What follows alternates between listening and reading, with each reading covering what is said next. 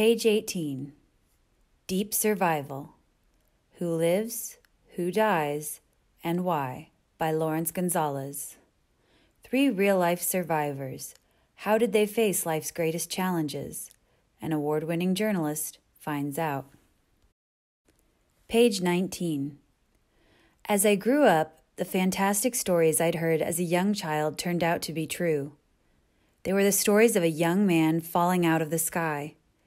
At 27,000 feet, the wing of his B-17 airplane was blown off by anti-aircraft shells fired by a German flak battalion. That young man was my father, Federico Gonzales, a first lieutenant near the end of World War II. His aircraft broke in 2, and of the 10-man crew, he was the only survivor. He's still alive as I write this. My interest in survival began when I was a child and learned what my father had done in the war, that he had lived while so many others had died. His survival made me believe that he had some special quality. I felt that I ought to have it too. We lived on a bayou in southeast Texas, and from about the time I was 7, it was my private wilderness, with alligators, rattlesnakes, and other strange displaced characters. I deliberately took risks so that I might survive them. When I was in 4th grade, I began writing about the risks I took. By the time I was in my 20s, I was doing it as a journalist. I'd always come home from a story wondering, do I have it now? Am I a survivor? Or is there more? With my interest in science, then, I thought there must be some research that could help me to understand the mysteries of survival. I knew, for example, that an experienced hunter might die while lost in the woods for a single night, whereas a 4-year-old might survive. When 5 people are set adrift at sea and only 2 come back, what makes the difference? Who survived Nazi prison camps? Why was a 17-year-old girl able to walk out of the Peruvian jungle while the adults who were lost with her sat down and died? As I raked the ashes of catastrophe, I began to see the outlines of an explanation. I studied recent research on the way the brain works. I also became familiar with the principles of risk-taking and survival that have been around for centuries. These principles apply to wilderness survival, but they also apply to any stressful, difficult situation. It's easy to imagine that wilderness survival would involve equipment, training, and experience. But it turns out that at the moment of truth, those very things can betray you. It's not what's in your pack that separates the quick from the dead. It's not even what's in your mind.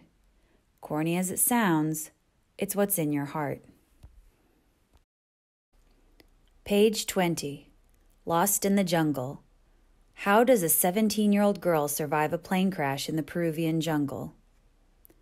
On Christmas Eve 1971, Juliana Kopka was flying above the Amazon rainforest with her mother and 90 other passengers.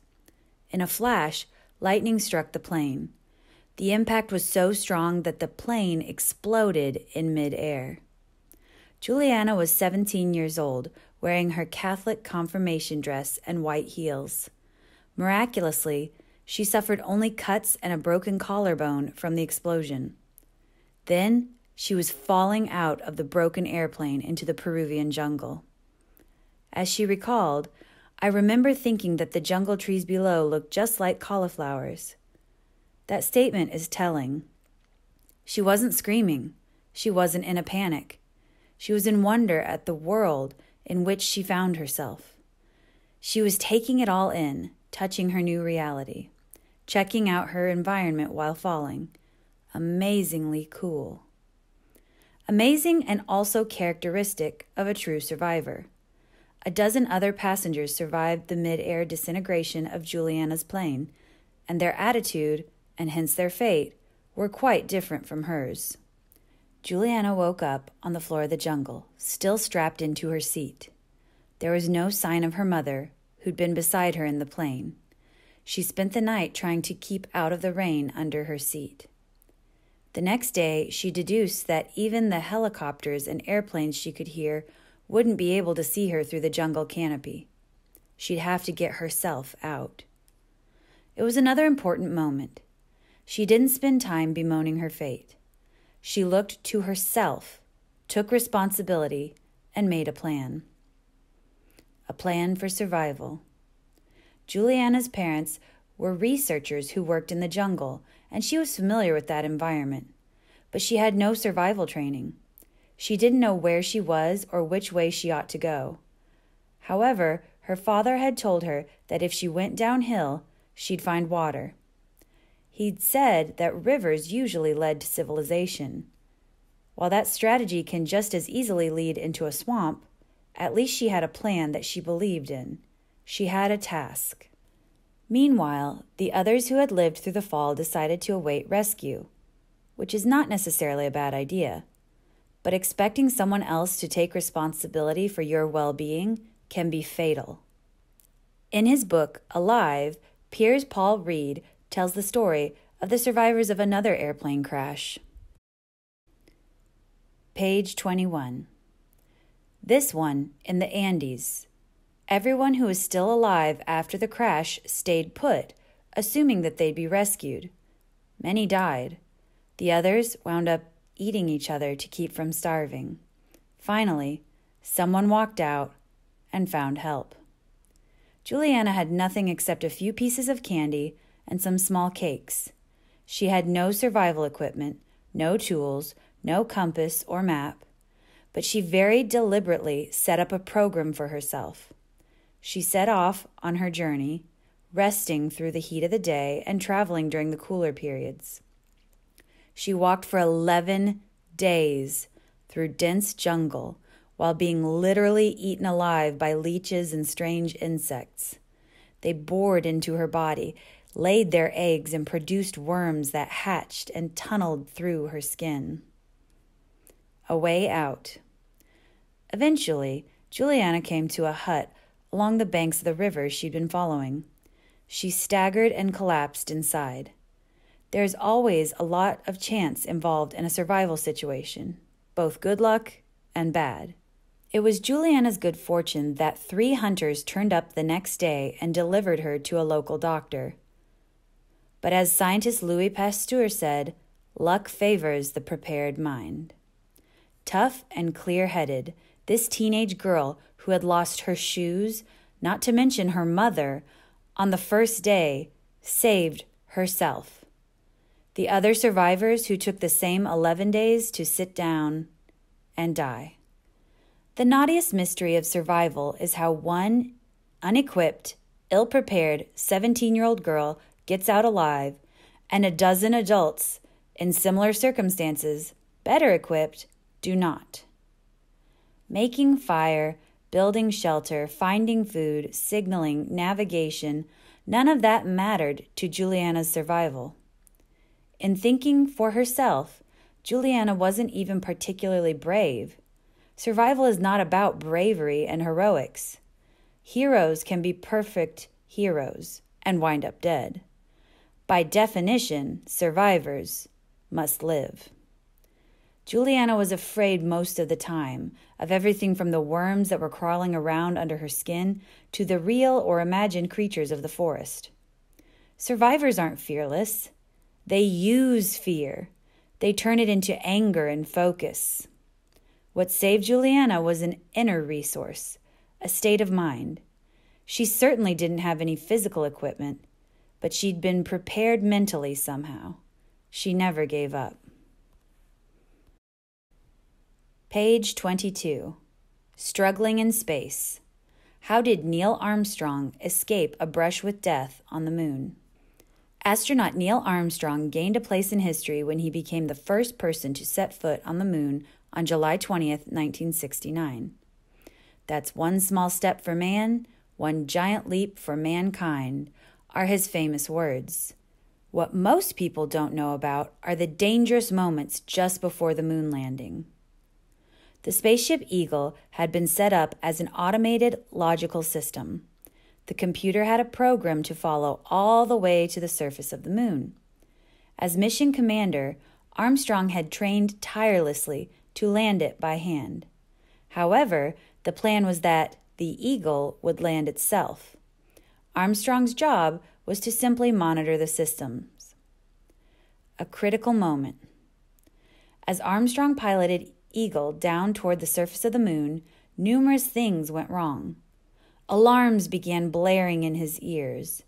When he approached to within 1,000 feet of the surface, he saw the area where he intended to land. The automatic targeting was taking us right onto a football field-sized crater with a large number of big boulders and rocks, Armstrong explained.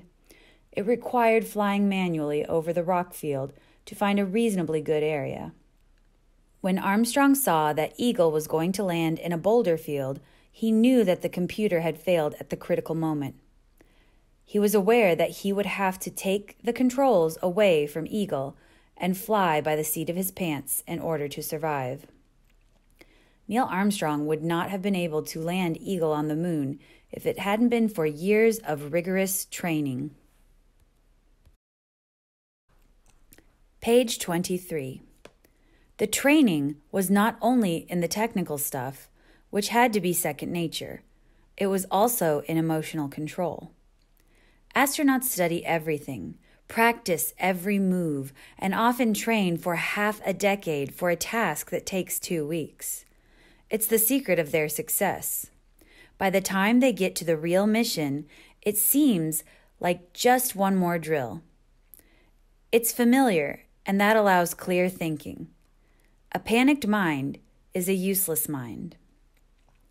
Another reason that astronauts are so good at what they do and have so few fatal accidents is that they learn to function as a team, to value their brothers and sisters above their own lives and to protect them. They learn to become intimate with fear and pain, to make fear and pain tools of their salvation.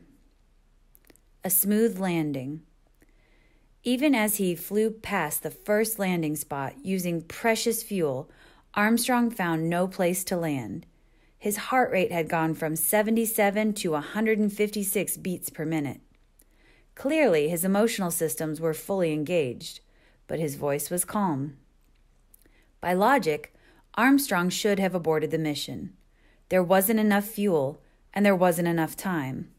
But logic knows nothing of glory. Instead, he chose another area to land, but it was no good, more boulders. Zooming along, he chose yet another. That was no good either. At last, he saw a decent spot.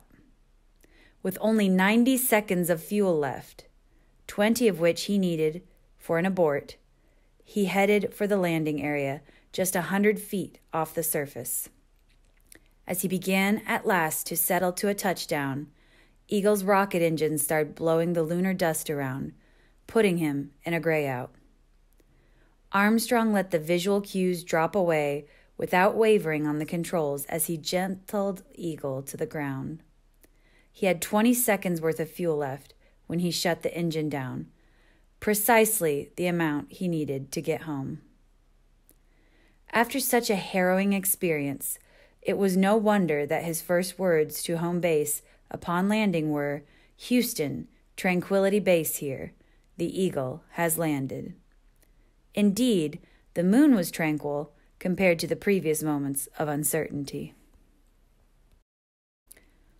Page 24. Shipwrecked. When a man is lost at sea for 76 days, what keeps him alive? There are few perfect survivors. Steve Callahan may be one. In late January 1982, Callahan set out to cross the Atlantic Ocean alone in his boat, Napoleon Solo. He started out in the Canary Islands of Spain. With a video camera running to document the voyage, he roared into the teeth of an unexpected gale on February 4th. Callahan had designed his boat well, though. He wasn't concerned about the storm. He had a glassed-in pilot house from which he could steer and plenty of experience with storms. Just before midnight, he ate some chocolate, did an inspection of his boat, and went to bed. In the early hours of the morning, Callahan shot out of bed at the sound of a loud noise and a rush of water, exploding into the cabin. He was waist deep in water and had to dive in total darkness to grab his survival bag. He failed. It sank to the bottom of the ocean, along with his sailboat. As it was, Callahan barely got out with his life. Awash in water on deck, he managed to get his life raft out into the heaving waves. He put his knife in his teeth before abandoning ship. Then he noticed the video camera. "Its red eye winks at me," he wrote in his best-selling book, Adrift, 76 Days Lost at Sea. Who is directing this film? Even as his entire life support system was being wrenched out from under him, Callahan was able to stand outside the situation and laugh at himself, pretending to be some dashing buccaneer. That's some admirable cool. Page 25. Taking control of the situation. On his first full day adrift, Steve Callahan began a diary. Notes on his health, the condition of the raft, and the status of his supplies. He was orderly. He set small tasks. He took responsibility and focused tightly. But he never lost his sense of humor. "I continue to make light of whatever I can in order to relieve the tension," he said. Leadership, order, and routine are all important elements of survival. Callahan had established all three before 24 hours had passed. When you are adrift in a survival raft, within 24 hours, your skin succumbs to hundreds of sores caused by salt water. Callahan couldn't sleep because of the pain. From time to time, he'd succumb to attacks of emotion, which he had to fight to control. "I want to cry, but scold myself, hold it back, choke it down. Survival, concentrate on survival," he told himself. Survivors develop a mantra. It can be anything. Callahan's seemed to have been nothing more than the word survival itself. Over and over again, he'd say something like, "Concentrate on now, on survival." Prepared for the unexpected. Survival starts before the accident. Napoleon's Solo didn't sink immediately, but floated for a while. That was a result of Callahan's meticulous planning. Callahan, a boat designer, built the 21-foot cruiser himself. In its design, he had included several watertight compartments to prevent or prolong sinking. He had also equipped Solo with a 6-man raft. Another factor in Callahan's survival was how generally well prepared he was. In addition to all his experience at sea, he had read a great deal. He even carried a Dougal Robertson book, Survive the Savage Sea, an account of being sunk by a whale and drifting for 38 days. Callahan knew that few castaways made it past a month, but significantly, he knew that it was possible. He knew something that every survivor must bind to his heart with hoops of steel. Anything is possible. Callahan began steadying his resolve. "I've got to do the best I can," he told himself, "the very best. I cannot shirk or procrastinate. I cannot withdraw." Page 26. A Survivor's Attitude. Survival had always been part of Callahan's way of life. Those are the people who survive best. After experiencing a hurricane as a child, Callahan put together a survival kit with money, a knife, fishing tackle, and a few other things. "If anyone survived, it would be me," he told himself. Also, he was once bedridden due to blood poisoning when he was a teenager, but exhibited a survivor's attitude even at the age of 16. "Instead of dwelling on my ailment, I told myself that at least I still had a clear head, strong arms, and one good leg." In the hurricane, in the sailing he'd done, Callahan had experienced forces that could kill him. He had patience and humility. He was a perfectionist. He had spent a lifetime building a survival raft that didn't leak. Survivors find wealth and happiness in the smallest things. They never say, "Why me?" or "I can't take it anymore."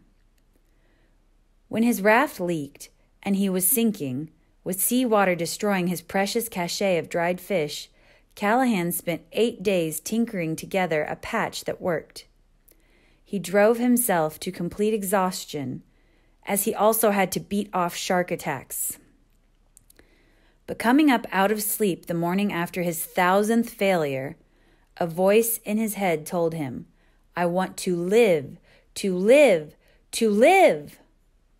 He wasted no energy on anything but positive, forward motion. He rarely slipped back or questioned the fates. Most of the time, he rose to each challenge with a big heart bursting with enthusiasm. Hope floats. Survivors are always connected to loved ones, friends, society. Callahan was sustained by thoughts of his mother. "You had better not give up that easily," his mother told him once when she was worried about his sailing habit. "You have to promise me to hang on as long as you can." Callahan constantly reminded himself of the basic things. The important thing is to keep calm. Patience is going to be the secret, and strength. At the heart of his magnificent survival is positive mental attitude. Page 27. I'm constantly surrounded by a display of natural wonders. It is beauty surrounded by ugly fear. I write in my log that it is a view of heaven from a seat in hell. Rescue at last. By the 65th day, Callahan was advancing closer and closer to death. His amazing abilities, strength, and determination had slowed the process considerably. But no one lives forever, not even the best survivor. Having made a successful solo crossing of the Atlantic, minus his boat, Callahan reached the Caribbean islands on April 21, 1982. There, a fishing skiff was attracted to his raft because of the birds flying over it. The fisherman, seeing his condition, offered to take him to land. He said, "No, I'm okay. I have plenty of water. I can wait. You fish. Fish." And he waited, drinking his hoarded water and watching their joy in fishing. He drank 5 pints while watching, having stayed on a ration of half a pint a day for 76 days.